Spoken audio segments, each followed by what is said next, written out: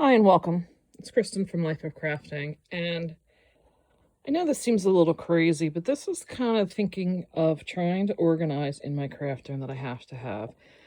So today I'm going to do a brief segment on, I'm planning to get rid of. These are those Stampin' Storage ink containers, ink pad containers, where you can put the marker in with the ink pad. Now, I stacked up, I took out those 12 ink pads, and it's a mix of the new and the old style Stampin' Up pads. And then next to it is a stack of 12 of the ink pads. There's Gina K in there, there's a Lawn Fawn, and there's some of the Simon Says stamp pads. So it's a representative of a lot of what is typical ink pads that the other companies make.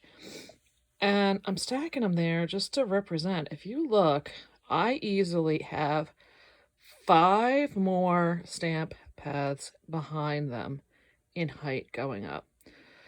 So my thought on ordering these was, it organizes my color so I can see everything, puts my marker right where I need it, and the ink refill right where I need it. Well, one of the things when you start investigating other companies are that I haven't bought an ink reinker for another stamp pad that I own yet. Now, I haven't used and abused them yet. We shall see. I'll talk about that later. And really nobody else makes markers to go with their ink pads like Stampin' Up does with these. And if you're like me, the only side you can use is the brush side. I don't even know why they bother to offer the ballpoint side, because they absolutely never, ever work. And what I'm talking about is with Stampin' Up, you have... Where's my camera? It's going to have a hard time bringing this in. You have this side. Yeah, it's trying to focus, and it's having a hard time because I'm behind it, and then I'm in front of it. All right, so you're supposed to be able to, let's say I want to be cute and I want to write on the envelope and say, the person's name. Well, this is the best of what I've ever seen. Usually it will never, ever work. So that is the ballpoint side. And then the other side is the brush side, is this one.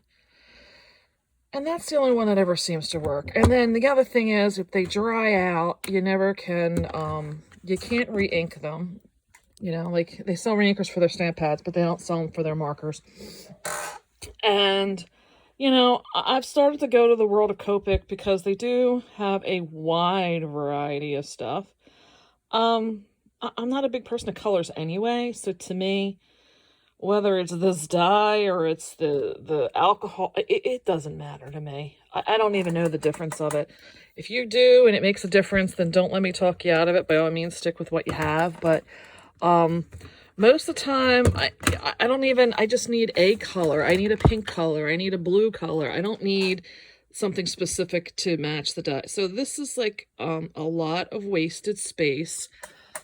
And I bet you if I did them, there's 1, 2, 3, 4, 5 rows. If I went 5 wide, I bet you I'm not even half of this in length. I mean, it's just...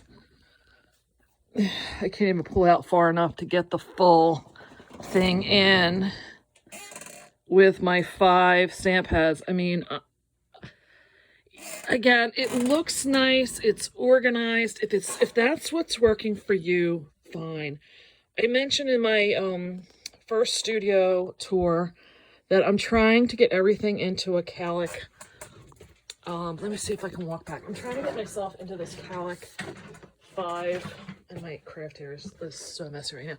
I'm trying to get everything I own into one of these calic 5 compartment bookshelves, and those aren't going to do it. And like I said, it may not seem like it's a lot of space you're wasting to get them into that, but I show you right there, it's almost half of the height is wasted. And if I laid them out and I did the math, I bet you half the length is wasted. like I said, if you like them, I liked them a long time. I really liked mine as well. But when I started venturing into the new other brands that have these smaller, and I'm talking about like I said, these smaller ink pads, this style here, you don't need, they, first of all, they won't even fit in there. I would lose them in there, like seriously, like they would push all the way to the back. Like there's no, like my finger's in my full fingernail and I can't even like get it out. So these aren't going to work for me with those new ink pads anyway.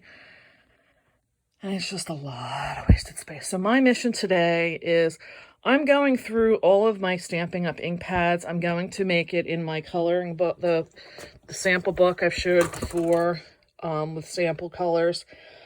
And anything that is like dry, like I know I have some like really old colors. I think there's a Pretty in Pink that maybe, yeah, like there's one from God knows how long ago. It's got to go. If it's going to need that much work to bring it back to life, I'm going to call it dead on arrival. It's DOA. So I'm going to get rid of it. So this is my first thing of what I'm letting you know, how I plan to get myself organized. A lot of people show you their craft tours, but they're not really showing you how they're getting to that point. My point in this, of doing this video, is to show you how I'm going to make my selections. I do like some of the Stampin' Up! Inks. I do like their colors. I'm keeping what I like. I'm also going to keep what I think I can use with other brands of card stocks and things that maybe, will save me from having to buy another ink pad in their brand. But if it's not going to work, meaning it's dried out as can be, and if you've owned a Stampin' Up! Stamp pad, you know what I'm saying. Like, you just cannot, they get to a certain point of being dried out. There is no bringing them back. I'm getting rid of the markers because, like I said, if they're dried out, you can't re-ink them. And two, if you started using them, like I liked my my Real Red one, you can't buy just the Real Red marker now. Like, you have to buy the whole color family. And you know what? I don't need the whole color family. I just need one marker. So, I buy my Copics. As a matter of fact, I have them over here in this bucket. I'll buy them as, they go on sale, or I have a coupon and I buy some different colors and just keep different ones on. And like I said, maybe, I know some of you are going to tell me that, you can't use certain black inks if you're going to use alcohol inks. I only, for black ink anyway, I only use, oh, what is that black ink? I am only using, yeah, I use it so much until I don't even have one sitting here. I use the Memento ink anyway. The black, I did buy a reinker for that because I use it enough. I just use black Memento ink. I know that's another argument I'm probably starting out there too, because some people have all these different, desires, and that's fine. I just don't get into my card making to that degree. So Memento black ink works for me. I don't have to worry about what color markers I need to use with it. So all of these markers are going. All of the reinkers for the ink pads that I'm not keeping are going. Like you can see, oh, barely banana. Will they bring that back, please? I love that light yellow color. Yeah, there's a couple I just keep trying to resurrect. But yeah, so if I can, I will be putting them in a pile, and I would love to do a craft sale day at some point and getting rid of them. So my next point after this, I'm going to see what's left, and then I'm going to see what will work for me for the next ink pad storage. So thanks for watching. Bye.